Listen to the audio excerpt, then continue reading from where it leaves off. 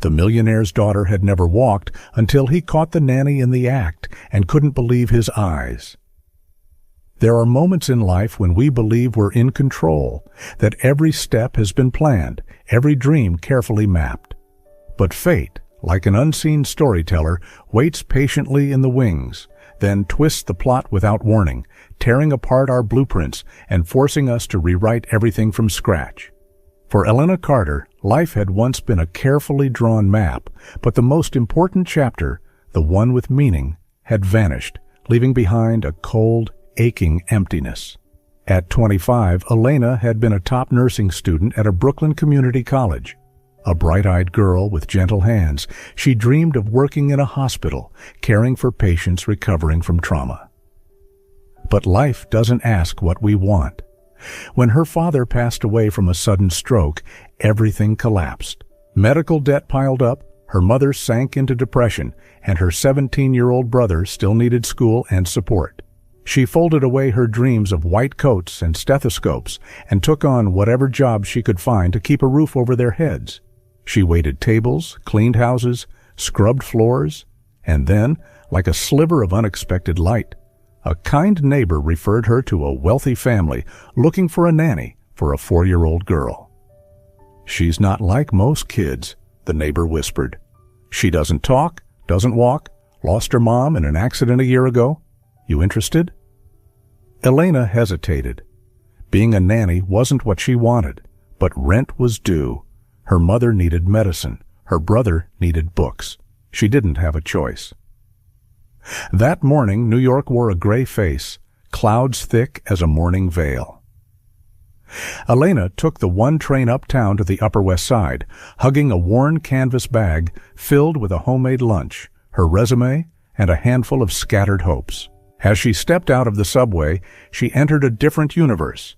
Pristine sidewalks, towering steel and glass buildings, luxury cars neatly lined up, boutiques where a coat cost more than her entire month's rent. Elena felt out of place, as if she'd stepped into someone else's dream, but she kept her head high and walked on, her heart pounding. Meanwhile, Ethan Blake, 33 years old, was living inside a bubble of privilege and pain. His penthouse on the Upper West Side, built of glass and steel and overlooking Central Park, was a perfect reflection of his meticulously curated life. As the CEO of a successful architecture firm, he was known for his talent and his arrogance. Wealth and power had turned him into a cold, skeptical man who no longer cared about others. But in his perfect world, there was one blind spot: Sophie, his 4-year-old daughter. Ever since the accident that took his wife's life, Sophie had fallen into a strange, silent state. She didn't speak, didn't walk, didn't respond. Despite being seen by the best specialists in New York and beyond, no physical cause was found. "It's psychological trauma," they said. "She needs time." But as time passed, the pain only grew deeper for both Ethan and Sophie. The death of Anna had taken the best part of him. Once a man who knew how to smile and care, Ethan had become a machine, a man addicted to control. In less than a year, he had fired 3 nannies.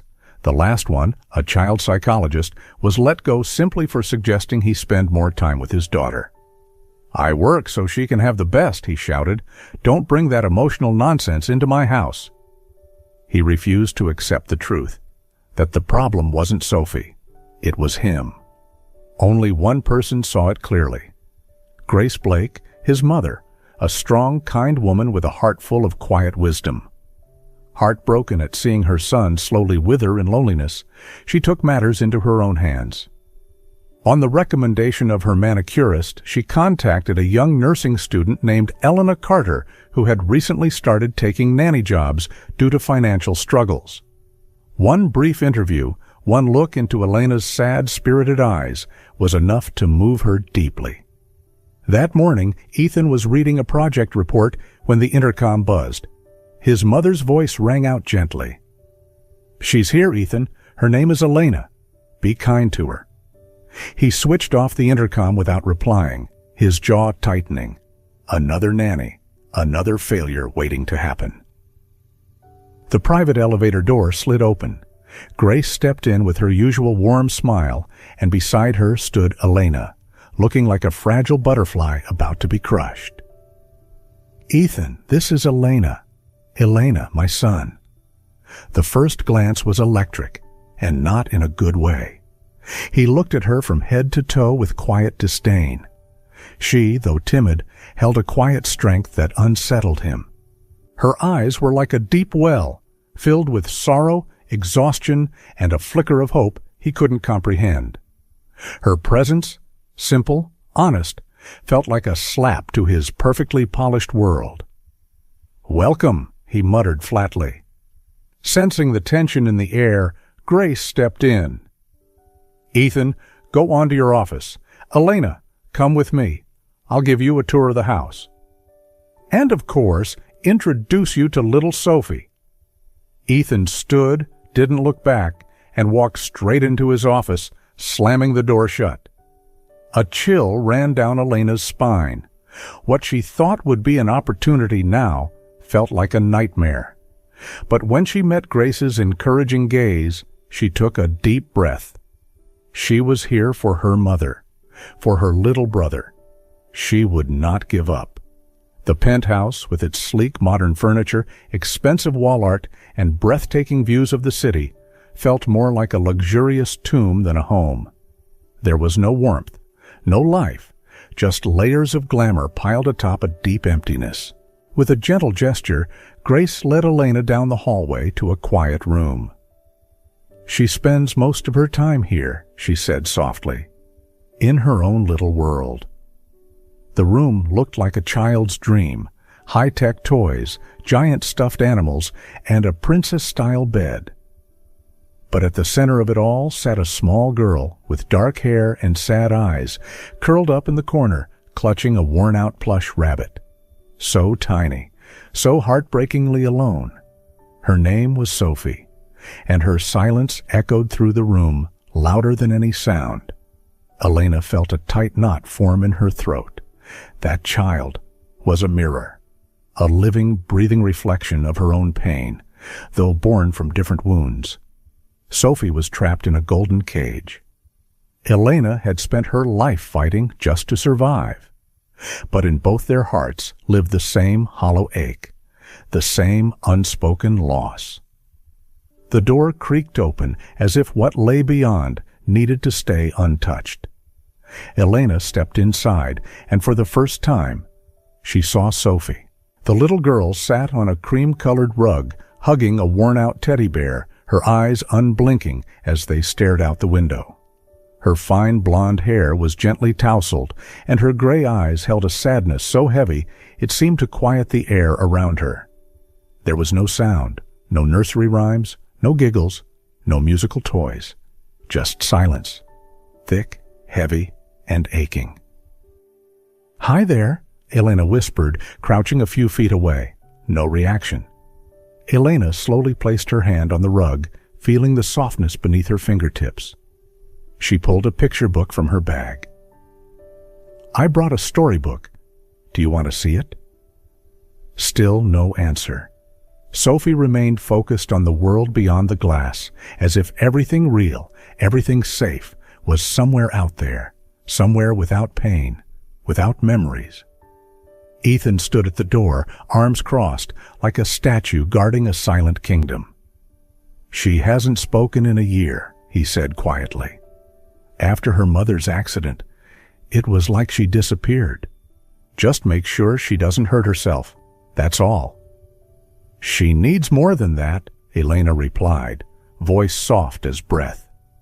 Ethan glanced at her, wary. "Don't think you can save anyone here, Miss Carter. This isn't some feel-good drama."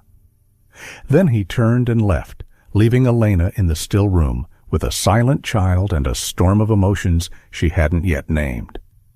Elena didn't know whether to cry or smile, but then she looked at Sophie and recognized that look in her eyes.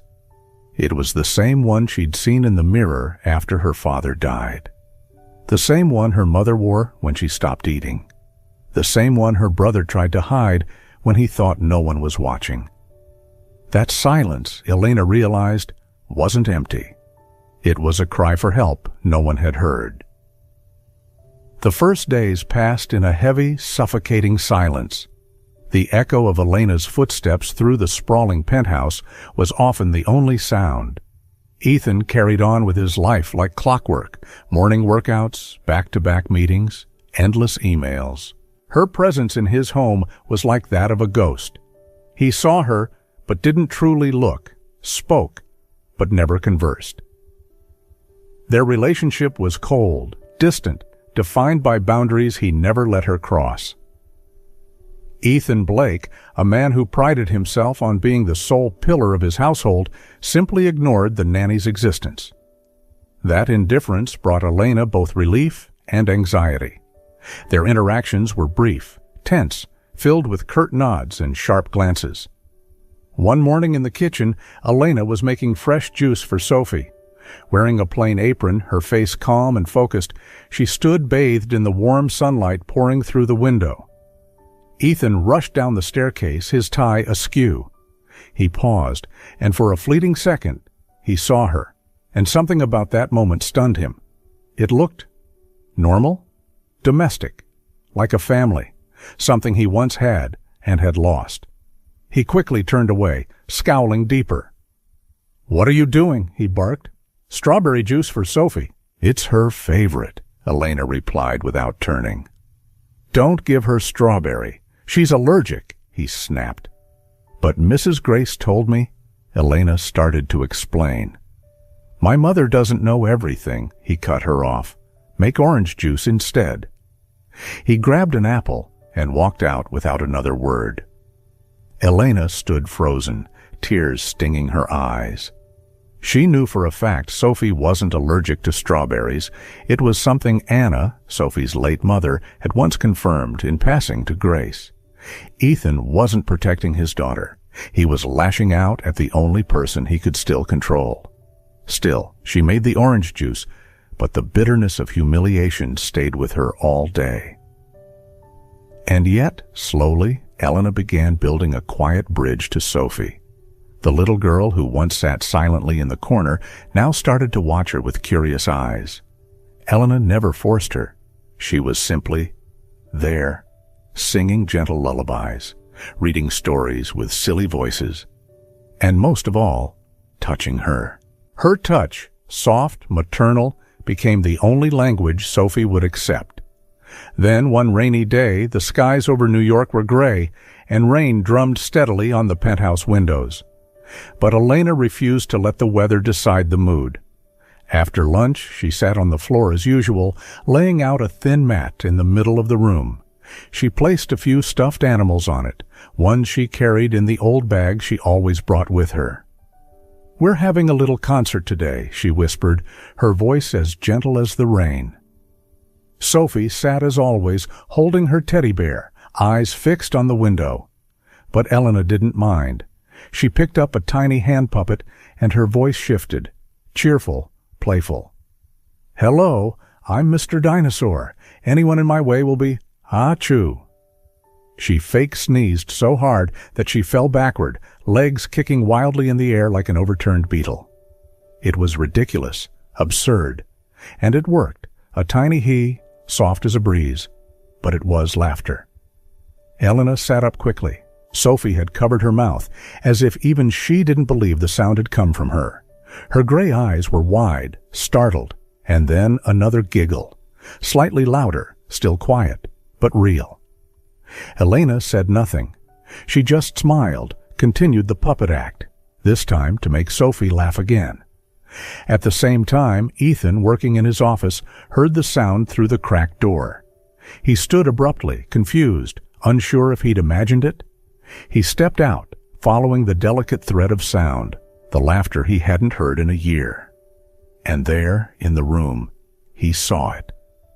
Elena, lying on the floor, legs in the air, performing a ridiculous dinosaur show, and Sophie, his daughter, was lying on top of her, eyes bright, lips curled, shoulders shaking with soft giggles.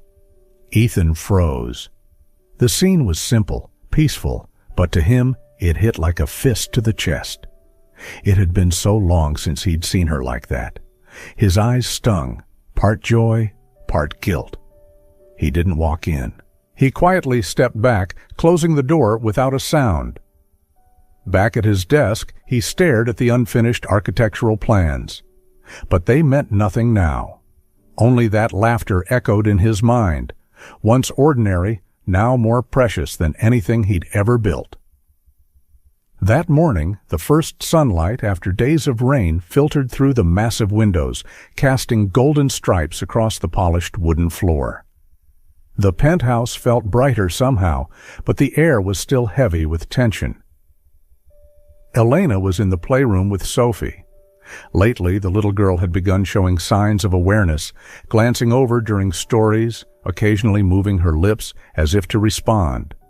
Small steps, but full of hope. Today, Elena decided to try something different. From her bag, she pulled out a large therapy ball, a piece of equipment she'd kept since her nursing school days. She knew the routine. Have the child sit on the ball, hold them gently, and move slowly to activate core muscles and balance. At first, Sophie tensed, but Elena was patient. "It's just a game," she whispered, "like sitting on the moon." Bathed in slanted morning light, Sophie sat atop the ball, hugging her teddy bear, gently rocking as Elena guided her movements.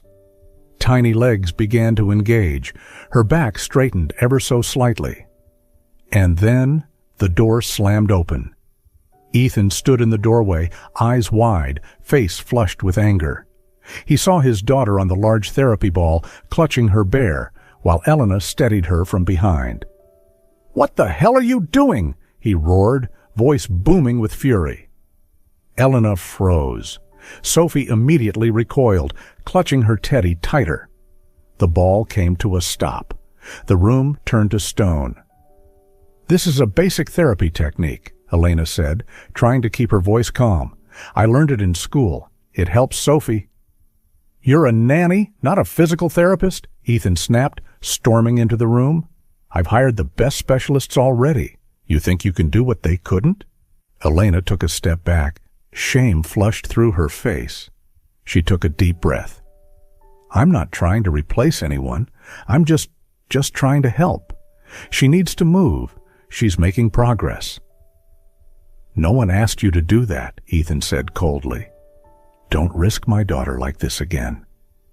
He stepped forward, lifting Sophie off the ball. The little girl trembled, clinging to his shoulders, burying her face into his neck. Elena watched, her chest tightening painfully. Ethan left the room without another word. Suddenly, the space felt hollow, as if all the air had been sucked out. Elena stood still, hands resting on the soft ball, once a symbol of hope, now the reason for a storm. A single tear fell, then another. She wasn't crying because she'd been yelled at. She cried because a door had just slammed shut, just when it had started to open. Ethan carried his daughter upstairs, gently placed her in her crib, and hummed a lullaby. One Anna used to sing, but his heart was in turmoil. The image of Elena, strong, steady, and full of hope, unsettled him. Not because she had hope, but because he no longer did. He felt like a failure, a powerless father. Anna's death hadn't just taken his wife, it had taken his belief in dreams, his sense of direction. And now Elena, with her quiet strength and relentless will, was like a mirror reflecting every flaw he tried to bury. He sat beside Sophie's bed, watching her sleep. Her little face, long lashes, soft pink cheeks, reminded him that life, even when it hurts, can still hold beauty. He stood, grabbed his phone, and called his assistant. "Cancel everything this afternoon," he said. He needed space, to think, to fix what he had broken. He made his way downstairs. In the kitchen, Elena stood at the sink, washing dishes, her back to him. Her shoulders were slightly hunched, and her eyes, though she tried to hide it, were red from tears. He approached slowly, awkwardly, ashamed. "Elena," he said, his voice rough. She jumped slightly, wiping her eyes in a rush as she turned. I'm sorry, he murmured, barely above a whisper. I didn't mean to speak to you like that. It's just, I'm scared. Those simple, raw words washed over her like a balm. For the first time, she saw beneath his hardened shell a father lost, a widower drowning. His eyes weren't cold anymore. They held pain, real pain. I understand, Mr. Blake, she said softly. I only want to help. He lowered his head. I know, and I was wrong. I need your help. I need you to help me help my daughter. He extended his hand, an act of surrender. From a man who had spent his life in control, it was a moment of real courage. Elena didn't hesitate. She reached out and took it, gripping it firmly. There, in the middle of the kitchen, between half-washed dishes and unspoken grief, a reconciliation was born. And with it, a spark of hope, a fragile bloom growing quietly from hardened ground. From that day forward, things inside the penthouse slowly began to change. Not overnight. There was no magic switch that turned Ethan into the perfect father, but little by little, the cold began to melt. He started coming home earlier, first by a few minutes, then by hours. He no longer locked himself in the office all day. Instead, he would step into the playroom, quietly watch Elena read, occasionally smile when Sophie pressed her lips together to hold in a laugh. One evening, as Elena was building a castle out of blocks with Sophie, he sat down beside them, awkwardly picking up a wooden piece. "Where does this one go?" he asked gently. Elena blinked in surprise but kept her face neutral. She pointed. "There, on the left. That's the castle tower." Ethan tried to fit the piece. Wrong, second try. Still wrong. Third try. The block slipped and knocked over half the castle. He stared, wide-eyed, at Elena, then at Sophie. And then his daughter laughed, clear and real. For the first time, Ethan laughed too. From then on, he started asking Elena more questions.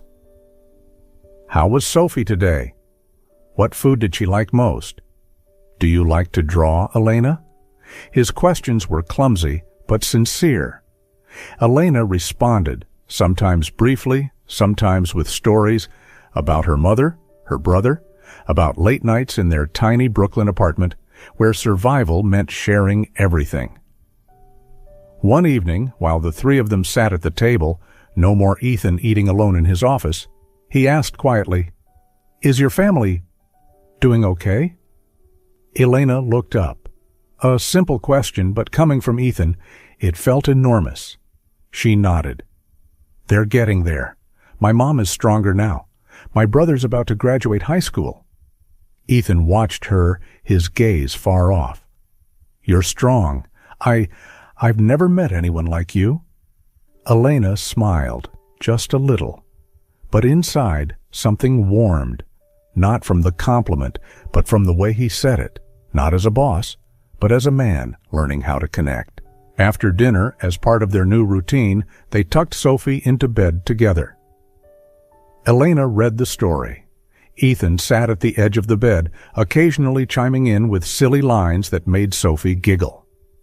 When Sophie fell asleep, they didn't rush out. They stayed, in silence. But it wasn't uncomfortable.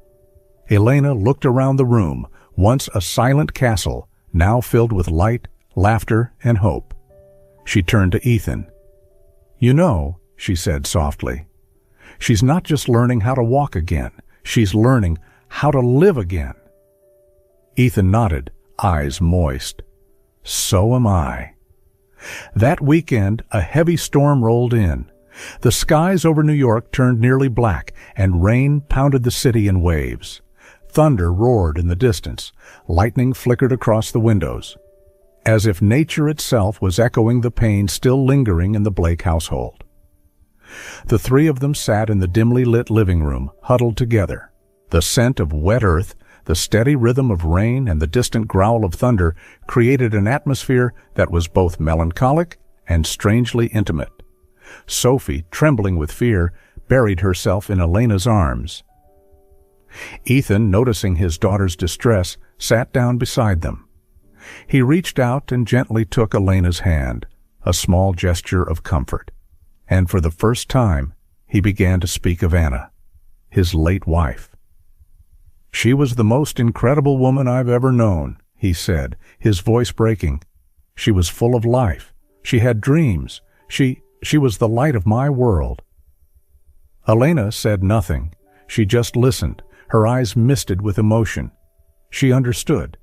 He needed to say these words. He needed to release himself from the weight of grief and guilt that had been silently crushing him for so long. Ethan spoke of the accident, of the guilt, of the nightmare of losing the woman he loved. "I used to be arrogant," he admitted. "I thought money could fix everything. But then I lost her, and I nearly lost my daughter too. I became someone else. Elena? A monster? A man I didn't even recognize." Elena leaned forward and wrapped her arms around him. A simple hug, but sincere. The kind of embrace only someone who truly understands pain could offer. "You're not a monster, Ethan," she whispered. "You're a father who got lost, but you're trying to find your way back, and that's what matters." Ethan clung to her. And then the tears came. The tears he had held back for far too long. They fell quietly, like the rain soaking into the roof above them. The storm passed, and with it the pain began to ease, just a little. Ethan and Elena, now bound more deeply than ever, sat quietly with Sophie between them.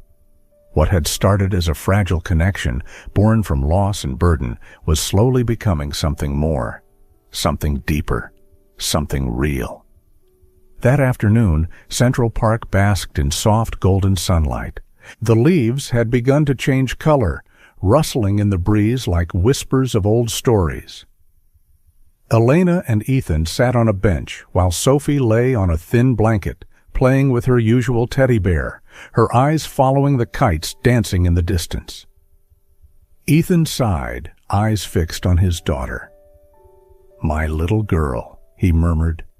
"She's like a broken piece slowly coming back together." Elena was quiet for a moment, then gently asked, "Have you ever thought about seeing a different kind of specialist for Sophie? A new approach?" Ethan turned to her, brows slightly furrowed. "We've seen the best in New York, tried everything. Nothing changed." "But what if it's not her body that's stuck?" Elena said softly. "What if it's her heart, her spirit? I read about a pediatric therapist in Seattle. He combines physical therapy with music, animals, emotions. He's had real results with kids frozen by trauma." Ethan looked at her, his eyes full of hope, but also fear. "What if we fail again?" "But what if we don't?" Elena said, taking his hand. "What if this gives Sophie the chance to run, to jump, to live the childhood she deserves?" He squeezed her hand gently. There was something about the conviction in Elena's voice that made him feel a spark of light inside his chest. "We'll go," Ethan said after a pause. "Seattle, right?" Elena nodded. And so, a week later, the three of them boarded a plane headed west, not with certainty, but with a fragile yet fierce hope. In Seattle, on a misty morning, they arrived at a small clinic tucked beneath towering pine trees. Dr. Jonathan Rivera greeted them with a gentle smile and a warm handshake. After the initial conversation, he knelt down to Sophie's level, extended his hand, not forcing, just waiting. Sophie looked at him, and for the first time with a stranger, she didn't pull away. "She doesn't need fixing," the doctor said after the examination. "She needs to be heard." He confirmed it. There was no neurological or mechanical damage. Everything was a defense response from deep trauma, a fear so intense it froze her body into stillness. Elena teared up. Ethan said nothing, but nodded. "We can work with this," Dr. Rivera said. "Not quickly, but it's possible." Ethan looked at Sophie, then at Elena, the woman who had lit the first candle in the darkness he and his daughter had lived in. And for the first time in over a year, he believed hope was real. Seattle woke in mist each morning, but for them every day carried light. That little therapy center, with its soft guitar melodies, birdsong from the woods beyond, and a golden retriever named Maple, trained to hug the children, had quietly become Sophie's second home. In the mornings, Ethan brewed coffee while Elena tied Sophie's hair into 2 tiny braids. They didn't say much, but the glances they exchanged spoke of something sacred growing between them. Sophie didn't speak, but she'd begun to hum softly, following the rhythm of therapy songs. She didn't walk, but she crawled, sat up by herself, reached out for toys on her own. Every tiny motion made Elena blink back tears, and Ethan couldn't hide the silly, proud grin always plastered across his face. One sunny day, Dr. Rivera invited them to a nearby park for Sophie's first outdoor therapy session. Elena laid out a blanket. Ethan set up a small tent. Sophie sat between them on the grass, hugging her teddy bear, eyes glimmering beneath the afternoon sun. "Let's try something new," Elena whispered, gently holding Sophie's small hands. Sophie looked at her, not afraid, just waiting. Elena lifted her carefully. Sophie's legs trembled, her back curved slightly, but she stood, really stood, on her own 2 feet, in a moment as delicate as sunset light. And then, a step, unsteady, tiny, timeless, enough to freeze the air around them, to make the whole world go quiet. Elena gasped. Ethan froze. Sophie looked at them both, then smiled. Another step. Then she tumbled into Elena's arms, bursting into a giggle, the kind of sound that had once vanished into grief. Ethan couldn't hold back his tears. He dropped to his knees and wrapped both of them in his arms. Elena cried too, not because Sophie had walked, but because the little girl had chosen to walk toward them. In that embrace, among the green grass, the warm sun, and the scent of earth, they were no longer 3 broken people. They were a family. They returned to New York on a gentle autumn afternoon. The penthouse no longer felt cold or distant. What once resembled a mausoleum of memories had come back to life. On the table were Sophie's messy drawings. On the floor, plush toys scattered like witnesses of a child finally living. Elena stepped into the kitchen, now always scented with toasted bread and filled with the soft hum of the morning radio. Ethan knelt by the window, planting herbs, something he once considered a waste of time. Sophie, her legs still wobbly but stronger with each day, ran in zigzags across the living room, calling out, "Elena!" Not loudly but clearly. Every day felt like a miracle. One afternoon, the 3 of them sat on the balcony, sharing a bench, gazing at the sunset. No one spoke, only Sophie's soft humming, an old therapy tune, and the quiet rhythm of hearts beating in peace. "You did what no one else could," Ethan whispered, eyes fixed on the horizon. "You saved her. You saved me." Elena smiled, saying nothing. She didn't need the words. She'd felt them in every soft touch, every glance, every wobbly step. The next day, Ethan took them to a special place, a small house in the suburbs with a white porch and a garden full of lavender. "I bought it," Ethan said, "because I want Sophie to have a real childhood, and because I want you to have a real home." Elena stood still. Sophie ran through the garden yelling, "Bear! Bear!" as if calling her beloved stuffed toy. "And I was wondering—" Ethan hesitated, then pulled a small velvet box from his pocket. Simple, elegant. "I'm not asking out of obligation. I'm asking for a chance. Will you marry me, Elena Carter, be the mother of my daughter and the rest of my life's love?" Elena didn't answer right away. She walked to Sophie, knelt, and wrapped her arms around the giggling child chasing butterflies. Then she turned, tears in her eyes, but a smile on her lips. "I've been all of those things for a while now, Ethan Blake." She took his hand and nodded. And so, among the lavender blooms and the laughter of a once silent child, a promise was made, not a perfect one, but the kind made by people who had been broken, yet never gave up on hope. Life moves in circles. Pain, hope, love, healing. They follow one another like seasons, and their family, Ethan, Elena, and Sophie, stands as proof that fate can be cruel. But nothing is stronger than a heart that dares to hope and refuses to surrender. Their love story was a ballad, one that didn't begin with passion, but with brokenness. It didn't continue with roses, but with tears, and it didn't end with happily ever after, but with a quiet choice to love each other every day, in the ordinary moments, in the smallest of things. Because hope, in its purest form, is the only thing that can truly heal all wounds.